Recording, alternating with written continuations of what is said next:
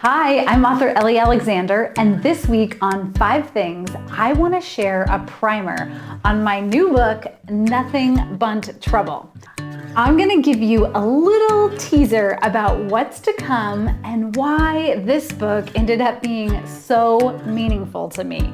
So stay tuned.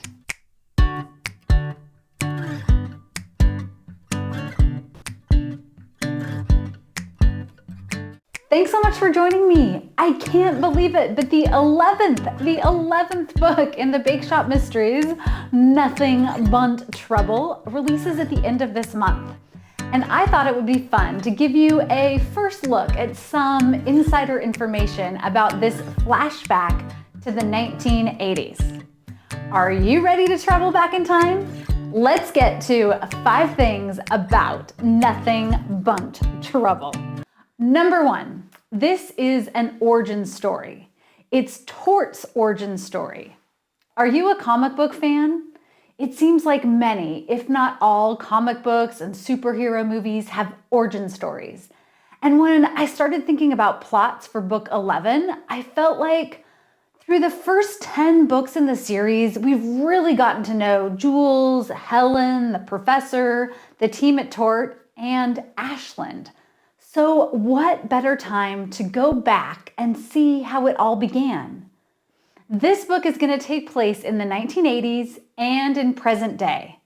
I spent hours and hours interviewing friends, neighbors, local business owners about what it was like in Ashland in the 1980s. It was so fascinating to reflect on how much has changed in the following decades, but how the spirit of community has always held strong in Ashland.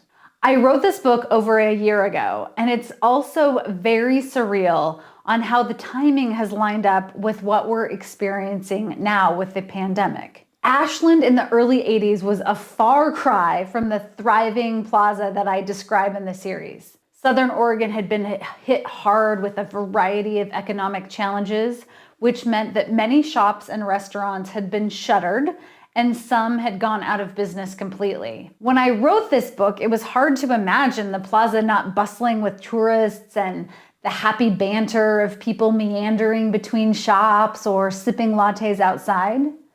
But ironically, because of the shutdowns, the plaza right now closely resembles the plaza circa 1980. It's a strange parallel, to say the very least. Number 2, a new voice. This book is told through the perspective of Will, Jules' dad. This is for 2 reasons. First, I wanted to challenge myself as a writer. I have never written a book from 2 voices, and I've never written from a man's perspective. Since we're at book 11 in the series, I want to keep it fresh. As a fan of long-running series myself, there is nothing worse than a series starting to feel flat or dialed in. Have you experienced that with books that you've loved? I know that I have. So I made a commitment to myself when I started writing the Bakeshop Mysteries to make sure to push myself out of my comfort zone, which I definitely did with this book. The other reason that this book is written in part in Will's voice is because we've never met him. No spoilers, but we learned that right away in the first book, Meet Your Baker. We learned that Will has died when Jules was younger. Giving him a voice gave me such new insight and depth into who Jules is as a character. Like I said, it was challenging, but it was also so unexpected to make new points of connection between her future and her past. And sadly, his voice became so solid as I wrote this mystery that it was really hard to say goodbye to him at the end of the book. Number 3, journals. This book is told through Will's old journals. Why? Because I'm not always the smartest cookie, let's be honest. Again, I told myself that I wanted a challenge, and I thought it would make the most sense if Jules could be reading and hearing his words. It would be an authentic way for them to connect and for her to gain new understanding about her father, who she has missed desperately for all of these years. Part of her growth arc as a character has been about her grief, That early loss has stayed with her and defined her. I also have personal experience with journaling and remember reading through old letters that my mom had written to me after she died. There's something profoundly powerful about reading a loved one's words and seeing their handwriting. It's as if those old letters and journals are tangible proof that these people we loved live on the page. And I wanted to give that to Jules. And I'm thrilled with how the journals and Will's story unfolds. But I have to tell you, it was so much harder than I imagined it would be to create two parallel worlds and storylines while I was actually working on the book.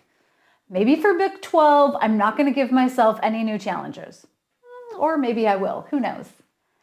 Number 4, closure. I promise not to give anything away about the murder or any major plot points. But ultimately, this book is going to offer Jules some closure about her past. And one of the reasons that's important is because if you haven't heard, there are lots more Bakeshop mysteries to come. I announced in my newsletter last week that the series has been renewed again. Yay! Book 12 will release later this year, and I'm writing book 13 as we speak, and already have sketches for books 14 and 15. That's so many books. This point of closure loops back to the idea of wanting to keep the mysteries as fresh as Tort's pastries. Since book 1, Jules has been searching for this idea of home, and she's found herself in Ashland, yet she's been dancing between two worlds. She has the pull of Carlos and the life she left behind, and she's fully embracing the community she's created in Ashland. It's going to be time for her to decide what's next, and this book offers her some of that insight. It's going to pave the way for the next evolution of Jules. I'm so excited about what's to come for her. She has grown and evolved as a character, and we're going to get to be part of that continued growth. Okay, number 5, 80s awesomeness. Last but not least, this book was such a delight to write. I created an awesome 80s playlist to listen to. Think Madonna, Prince, Wham. In fact, sometimes while I was writing, I would get way too distracted with fun 80s details, like payphones. Who remembers payphones?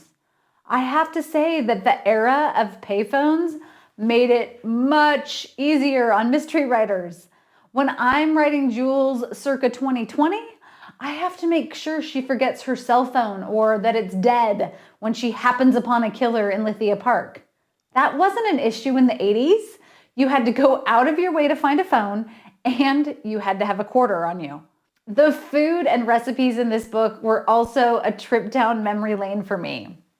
I was in elementary and middle school in the 80s, and my mom was our Bluebird trip leader. She used to suggest that any of my fellow Bluebirds could bring ding-dongs to our meetings. So guess what? There's a ding-dong cake in the book just for her. I cannot wait to share this book with you, and I will be so eager to hear your thoughts and feedback on flashing back to the 80s and Tort's origin story. Have you read other origin stories in long-running series? Have you enjoyed them? Be sure to share them in the comments.